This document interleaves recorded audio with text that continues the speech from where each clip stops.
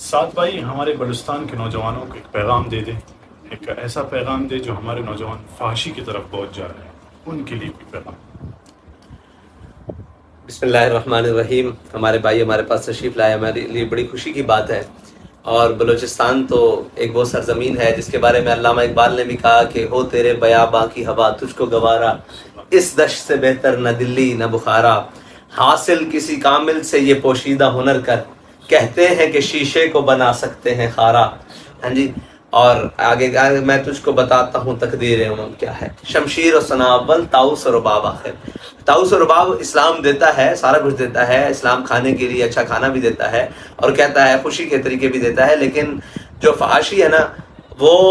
لا یدع قوم الجہاد فی سبیل اللہ الا خذلهم اللہ بالذل ولا تشیع الفاحشۃ فی قوم الا عمهم اللہ بالبلاء۔ حضرت صدیق اکبر کا جو پہلا خطبہ ہے نا اس میں کہا کہ جو قوم فحاشی میں مبتلا ہو جائے گی اللہ اس کے اوپر بلائیں نازل کر دے گا۔ اگر بلوچستان کے نوجوان فحاشی اوریانی یہ ساری چیزیں چھوڑ دیں گے تو یہ جو کچھ بھی وہاں کی بے راروی ہے، مارا ماری ہے اور ایک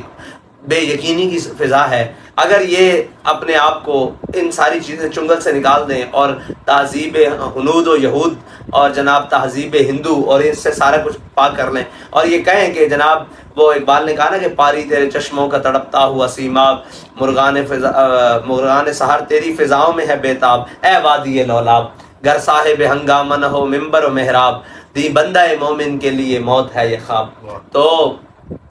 آپ تو پہاڑوں کے رہنے والے ہیں اور اقبال نے کہا کہ فطرت کے مقاصد کی کرتا ہے نگہبانی، یا بندہ صحرائی یا مرد کوہستانی۔ تو آپ نے تو فطرت کے مقاصد کی نگہبان بننا ہے، آپ تو نگہبان ہیں بلکہ اسلام کے مطابق، اور آپ کو تو ان میں نہیں مبتلا ہونا، بلکہ میں تو یہ سمجھتا ہوں کہ آپ تو فطرت کے قریب ترین رہتے ہیں، پہاڑ بھی آپ کے پاس ہیں، میدان بھی آپ کے پاس ہیں، تو آپ تو اسلام کے اصل وارث ہیں اور آپ کی تہذیب بھی سب سے اسلام کے سب سے زیادہ قریب، آپ کا قبائل کا سسٹم بھی اسلام کے زیادہ قریب، سارا کچھ اور اسلامی ہے، تو آپ کا جو وضع قطع ہے وہ بھی ایک اسلام کے مطابق وہ خوبصورت ترین ہے، اور پگڑی ہے سر پر، اور ایک وہ ہاتھ میں عصا ہے سنت کے مطابق، اور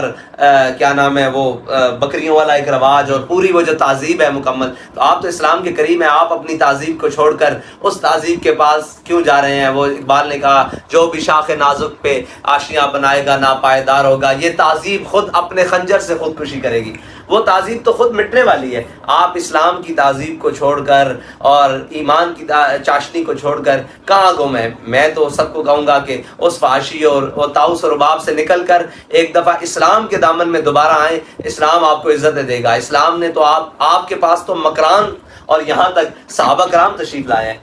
تابعین تشریف لائے ہیں، تبع تابعین، آپ کے پاس تو اسلام مجاہد لے کر آئے ہیں، تو آپ کی زندگی تو مجاہدانہ ہونی چاہیے۔ جیسے اقبال نے کہا کہ اے شیخ بہت اچھی مکتب کی فضا لیکن بنتی ہے بیاباں میں فاروقی و سلمانی، تو بیابان تو آپ کے پاس موجود ہے اور فاروقی و سلمانی کی روح کی ضرورت ہے۔ اور پھر اقبال نے خود ہی کہا کہ مٹایا کیسر و کسریٰ کے استبداد کو جس نے، وہ کیا تھا؟ زور حیدر،